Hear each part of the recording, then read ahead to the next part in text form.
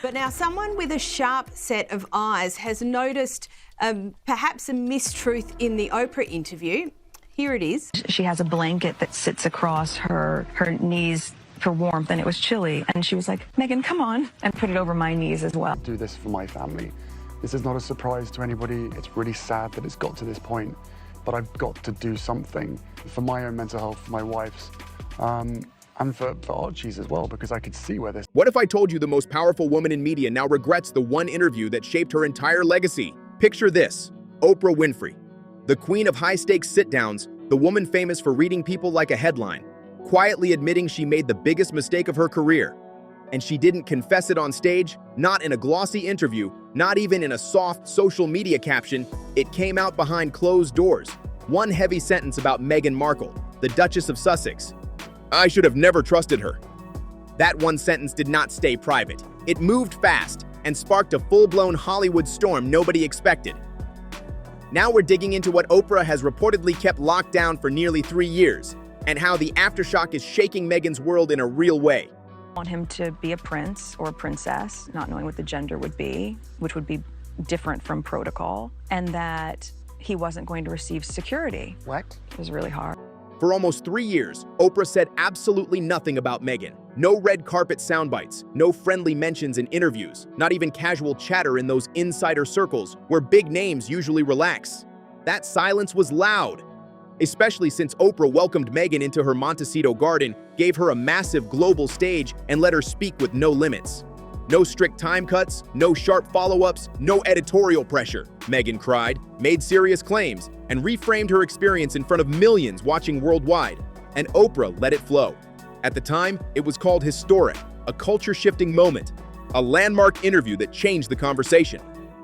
But behind the calm tone and polished setting, tension was already building, and some insiders picked up on it fast. Even then, quiet whispers started saying Oprah felt parts of the story did not fully connect. Something did not sit right. And now, with new revelations surfacing, the reason she reportedly stepped back is clearer. Those early cracks, they did not disappear. They widened. Producers tied to that now infamous special say Oprah's doubts kicked in almost as soon as filming ended. If that's potentially not how it played out, it sort of changes how we view their relationship at that time, which is important. She had invited Meghan and Prince Harry to share their truth, but what allegedly happened off camera caught her off guard. A former Harpo assistant later claimed Oprah told close insiders just days after the broadcast aired, "This wasn't journalism, this was PR. I handed them the mic and they ran with it." Then the scrutiny ramped up. Fact-checkers flagged inconsistencies. Palace aides quietly released documents that added context and raised new questions. Public opinion swung back and forth. But Oprah? She stayed silent. And that silence was not accidental. It was strategic. She does not publicly regret big moments without a serious reason. And insiders say that reason started forming the second the cameras shut off. You might think this is where it wraps up. A bold interview, a lesson learned, and everyone moves on. Not even close. Because what allegedly unfolded behind the scenes did not just challenge Oprah professionally, it hit her personally. And what she is said to have discovered could completely reshape how that entire interview is viewed today. What most viewers missed that night was the subtle shift in Oprah Winfrey's behavior. The tiny pauses, the slight hesitations during certain answers, the way she let silence hang just a little longer than usual. Insiders now claim those were not moments of respect. They were flashes of doubt happening in real time. And it all circles back to one scene that looked harmless to millions watching at home. The chickens. Meghan Markle standing by that rustic coop, simple wire fence, and the sign reading Archie's Chickens, reportedly painted only days before filming. On screen, it looked sweet and down to earth. Behind the scenes, that was allegedly the moment Oprah started questioning the whole setup. It played as natural. But to Oprah, something felt a little too polished, almost staged. Was the move about getting away from the UK press, because the press is, is everywhere, or was the move because you weren't getting enough support from the firm? A former CBS affiliate editor claimed Oprah reviewed the final cut 2 days before it aired. The first viewing, total silence.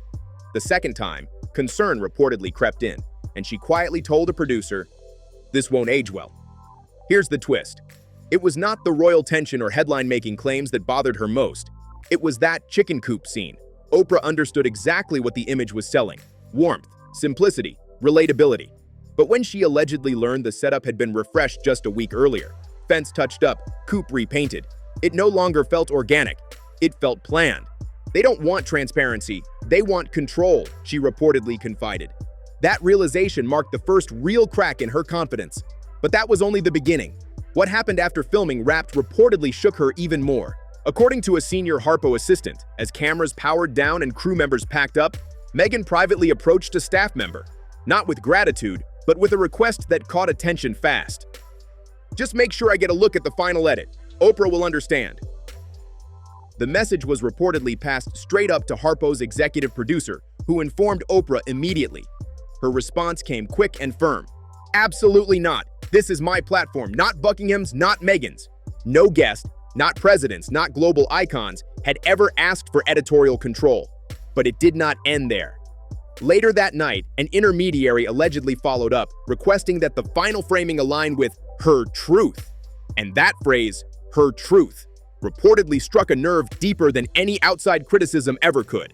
She told a story later in her Oprah Winfrey interview in 2021 where she talked about the moment that the Queen was more like a grandma to her because she saw that Meghan may have been cold and put a blanket over her legs as well. And it was it's a small detail and it's a smallish story, but it had significance because it showed the relationship that Meghan had with the Queen. It gave some insight into that. For decades, Oprah Winfrey built her name on authenticity, real conversations, interviews that cut straight through polished PR spin. And now, from her point of view, this once-in-a-lifetime special was allegedly being handled like a controlled media rollout, something shaped, timed, and managed. Insiders say that is when her trust in Meghan Markle started slipping fast, and she quietly began creating distance. Then, another moment landed, and this one came from someone Oprah trusts deeply. Just days after the broadcast, while social media was on fire, Oprah got a text from her close friend Gayle King. The first message read, "You weren't the only one, she worked. Just wait." At first, Oprah assumed Gayle meant network executives or producers, but then another message clarified it. Meghan had pitched Gayle almost the exact same idea, nearly word for word. A documentary-style, three-part redemption arc following her life through motherhood, philanthropy, and post-royal reinvention. Here's what reportedly hurt the most. Insiders claim Meghan had presented that concept to Oprah first. The overlap caught her off guard. "I thought I was helping her tell her story," she allegedly told close friends. But she was helping herself build a brand. From that point, the regret turned personal. This was no longer just a risky interview. It felt to her like being strategically used. And it did not stop there. The next revelation reportedly hit even harder. Not from headlines, but from inside Meghan's own circle. An unnamed stylist who assisted during the final wardrobe fitting for the interview later shared quiet details with Vanity Fair. No public fame chase, no media tour, no spotlight, just behind-the-scenes insight.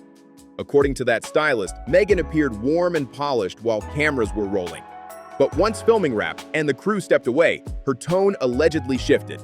The stylist claimed Meghan discussed the interview in calculated terms. Really ashamed to say it at the time, and ashamed to have to admit it to Harry especially, because I know how much loss he's suffered.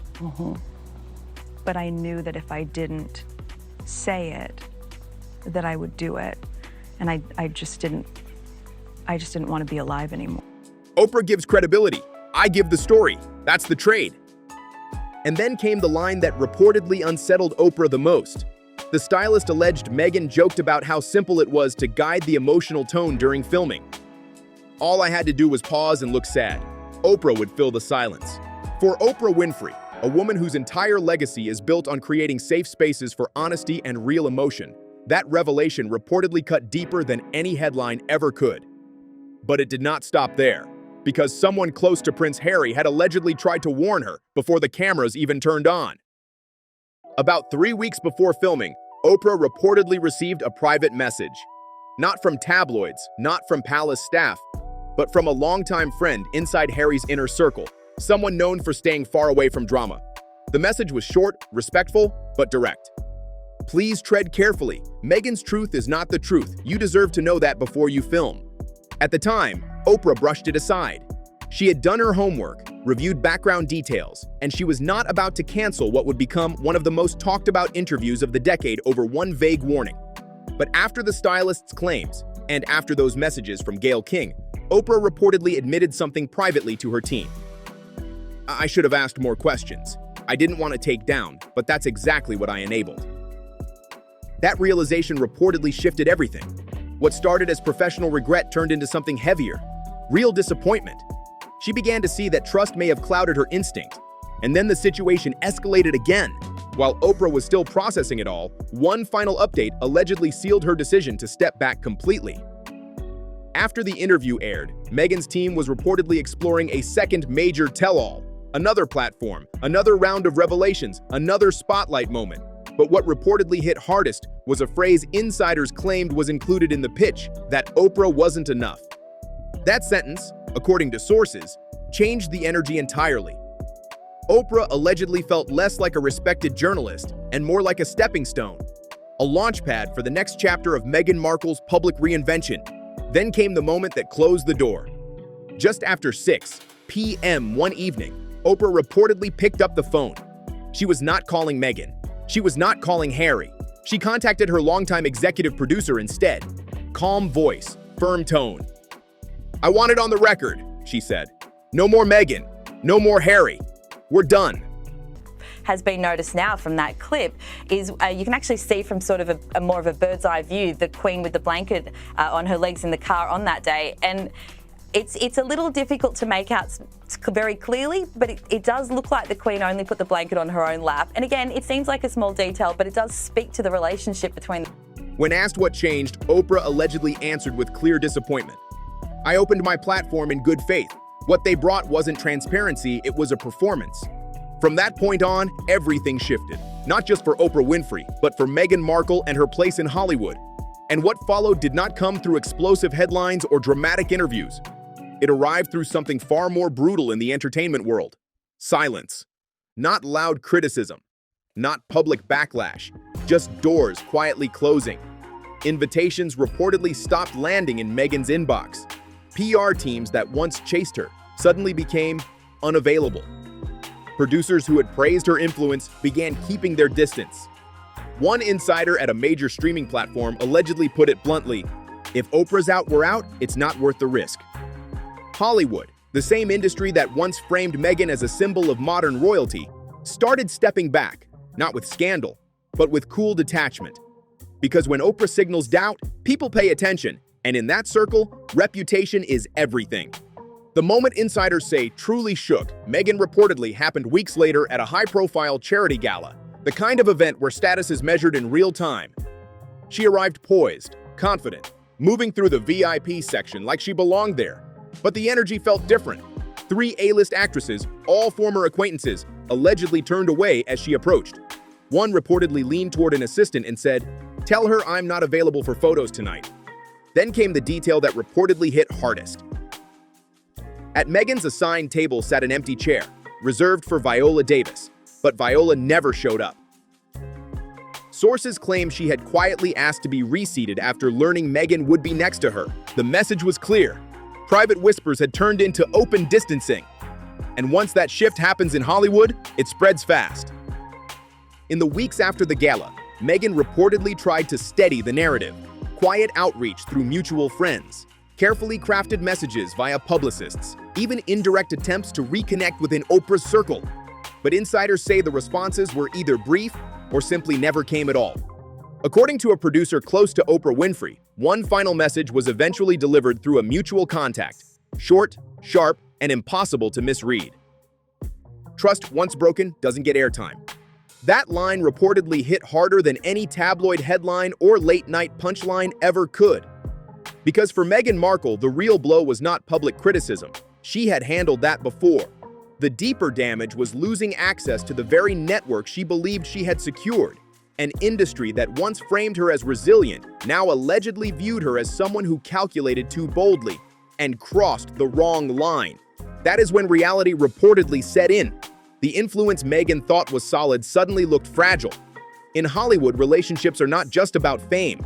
They are about loyalty and quiet alliances. And when those alliances crack, the drop can feel fast and unforgiving. So this was Meghan's very first outing with the Queen. It happened right after her wedding to Prince Harry, and it was obviously extremely important and a significant occasion because it was her first outing with the monarch. Insiders say Meghan leaned harder on her inner circle, especially Prince Harry, trying to recalibrate and plan the next move. But even inside their professional teams, tension was reportedly rising.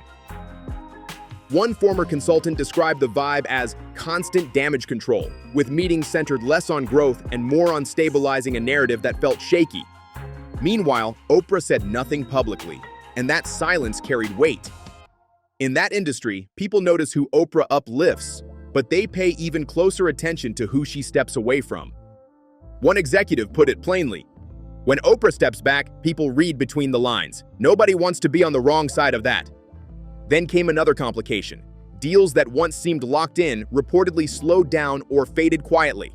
Meetings were delayed, negotiations stalled, excitement cooled. Nothing dramatic enough for front-page news, but enough to form a clear pattern.